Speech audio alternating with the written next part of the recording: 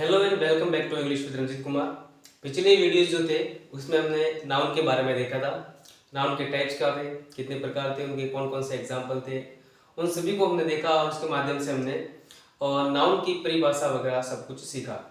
आज जो हम शुरू करने जा रहे हैं वो है प्रोनाउन के बारे में। तो यहाँ पर देखिए प्रोनाउन है क्या। वैसे प्रोनाउन का मतलब होता है सर्वनाम। क्या होता है यहाँ पर? सर्वनाम।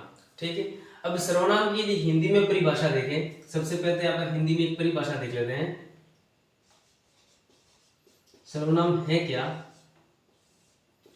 तो वे शब्द जो संज्ञा के स्थान पर प्रयुक्त होते हैं, संज्ञा के स्थान पर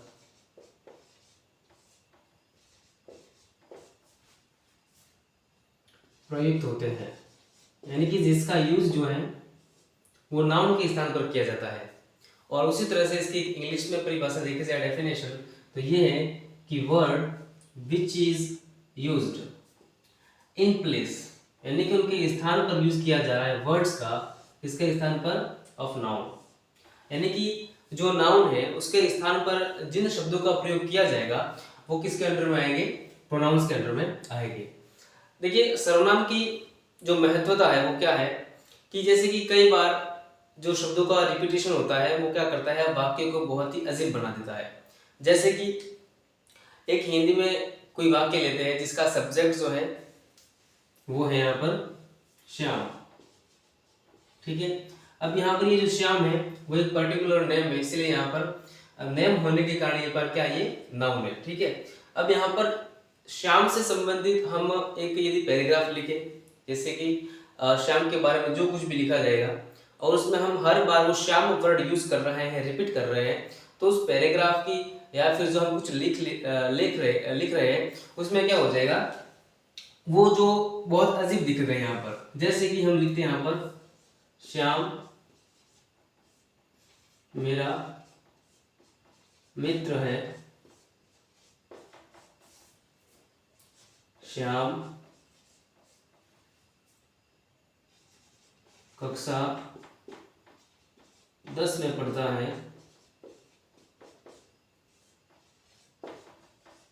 श्याम रोज स्कूल जाता है, रोज स्कूल जाता है। अब यहाँ पर क्या है, मैंने 3 सेंटेंसेस लिखे। इसमें क्या है, यहाँ पर है पूरा श्याम के बारे में, लेकिन बार बार जो वर्ड यूज हो रहा है श्याम, यहाँ पर भी श्याम, यहाँ पर भी श्याम हो रहा है और यहाँ पर भी श्याम।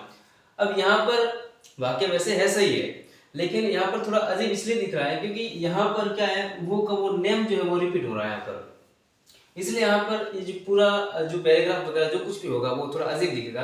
तो इससे बेहतर कुछ ऐसे शब्द लाए जाते हैं जो यहाँ पर इसके जो कहने का जो तात्पर्य है वो भी ना बिगाड़े, यानी कि कहने का तात्पर्य वो का वही होना चाहिए और साथ साथ में वाक्य की सुंदरता भी बनी रहे।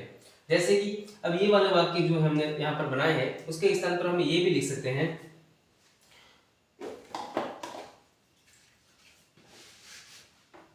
उसके स्थान पर वाक्य जो सही वाक्य लिखेंगे वो ये है कि श्याम मेरा मित्र है। एक वाक्य पूरा हो गया यहाँ तक। फिर इसके स्थान पर ये जो नाम है उसके स्थान पर एक वर्ड यूज करेंगे जिससे वाक्य जो है उसकी सेम होना चाहिए, सेम ही रहता है, लेकिन यहाँ पर इसके स्थान पर एक वर्ड आ जाएगा, वह है वह कक्षा 10th में पढ़ता है, 10वीं में पढ़ता है। उसके बाद में ये भी यहां से कट कर देंगे नाम और उसके साथ में क्या आ जाएगा, वह रोज स्कूल जाता है, रोज स्कूल जाता है। अब देखिए वाक्य के कहने का तात्पर्य दोनों का सेम है, लेकिन इससे बेहतर यदि देखना जाए तो वो ये वाले वाक्य है, क्योंकि उसमें बार बार ये जो वर्ड है श्याम वो रिपीट नहीं हो रहा है, उसके स्थान पर एक सर्वनाम यूज किया जा रहा है, वो है वह। ठीक है। तो यहाँ पर यही महत्वता उनकी यही है कि जो नाउन है उनके स्थान पर इसका प्रयोग किया जाता है, वाक्य का जो तात्पर्य है वो नहीं बदलना चाहिए, और साथ साथ में जो पूरा जो पैराग्राफ वगैरह या फिर जो भी वाक्य वगैरह हम लिख रहे हैं उसकी सुंदरता बनी रहे। तो ये जो हिंदी में है एज इट इज इंग्लिश में भी होता है। जैसे कि इंग्लिश में सेंटेंसेस लिखते हैं,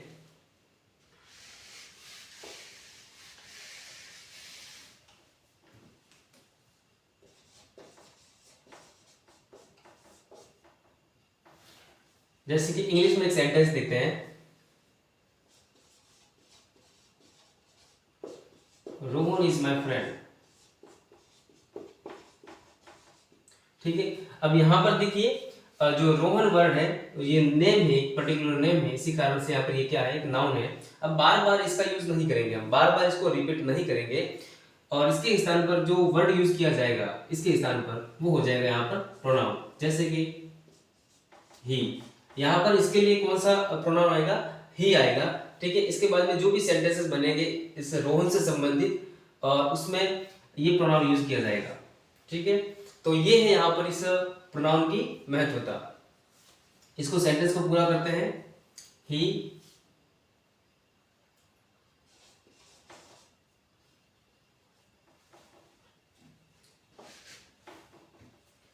he likes to play cricket, he is my classmate। मतलब जितने भी वाक्य यहाँ पर बनेंगे वो यहाँ पर जो रोहन वर्ड यूज किया जा रहा है वो हर वाक्य में इसका यूज नहीं किया जाएगा, उसके स्थान पर जो वर्ड यूज किया जाएगा वो कहा जाएगा यहाँ पर प्रोनाउन। ठीक है। तो यहाँ पर ये हिंदी की परिभाषा और ये सेंटेंस भी आप नोट डाउन कर लीजिए।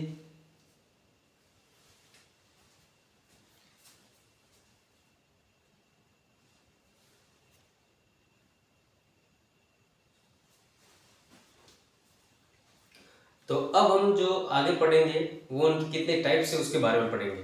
तो देखिए यहाँ पर काइंड्स या टाइप्स, काइंड्स का मतलब प्रकार होता है और टाइप्स का मतलब होता है प्रकार। तो इसका टोटल जो होते हैं वो 10 टाइप्स होते हैं। ठीक है। अब देखिए फर्स्ट जो है यहाँ पर वो है पर्सनल प्रोनाउन। पर्सनल प्रोनाउन का मतलब क्या है, यहाँ पर हिंदी में अर्थ दे रखा है पुरुषवाचक सर्वनाम। ठीक है। यानी कि जितने हम वीडियोस आगे देखेंगे उनको यहाँ पर सीक्वेंस में पढ़ेंगे। 10 है यहाँ पर। दूसरा यहाँ पर रिफ्लेक्सिव प्रोनाउन का मतलब होता है निजवाचक। तीसरा है एम्फेटिक प्रोनाउन का मतलब क्या होता है, निश्चिततावाचक। उसके बाद पजेसिव प्रोनाउन का मतलब होता है अधिकारवाचक। उसके बाद है डेमोन्स्ट्रेटिव प्रोनाउन का मतलब होता है संकेतवाचक।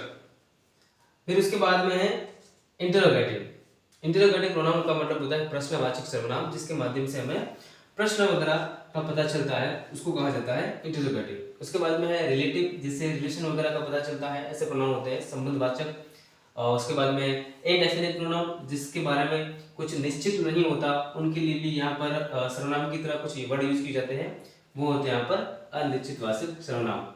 उसके बाद में डिस्ट्रीब्यूटिव, जिसका मतलब होता है व्यष्टिवाचक। ये थोड़ा कॉम्प्लेक्स वर्ड है हिंदी का, यहाँ पर इंग्लिश से समझ लेंगे कि डिस्ट्रीब्यूटिव यानी कि ऐसा शब्द जिसके माध्यम से हमें क्या पता चलता है, डिस्ट्रीब्यूशन वगैरह के बारे में पता चलता है, वितरण वगैरह के बारे में। उसके बाद में है यहाँ पर रेसिप्रोकल प्रोनाउन, मतलब पारस्परिकता, मतलब परस्पर जो संबंध वगैरह होते हैं उसके परस्पर के बारे में यहाँ पर पता चलेगा। तो ये हम जो आगे जो वीडियोस है आने वाले उसमें हम यहाँ पर सीक्वेंस में ये पढ़ेंगे। तो प्लीज ये वीडियो भी आप शेयर करते रहिए, और साथ में आपको बहुत बहुत मैं धन्यवाद देना चाहूंगा, क्योंकि आपकी तरफ से जो सपोर्ट मिल रहा है वो उम्मीद से भी बहुत ज़्यादा है। इस तरह से सपोर्ट मिल रहा है उसके लिए बहुत बहुत शुक्रिया। प्लीज़ आगे भी ऐसे वीडियोस को शेयर करते रहिए और सपोर्ट करते रहिए, और चैनल को सब्सक्राइब जरूर करना। Thank you.